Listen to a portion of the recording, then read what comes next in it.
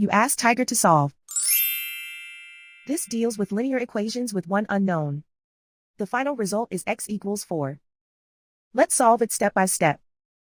Group all x terms on the left side of the equation. Subtract 4x from both sides. Group like terms. Simplify the arithmetic. Group like terms. Simplify the arithmetic. Group all constants on the right side of the equation. Subtract 8 from both sides.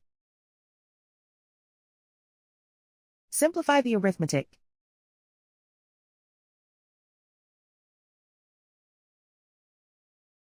Isolate the x. Divide both sides by -7. Cancel out the negatives. Simplify the fraction. Cancel out the negatives. Find the greatest common factor of the numerator and denominator.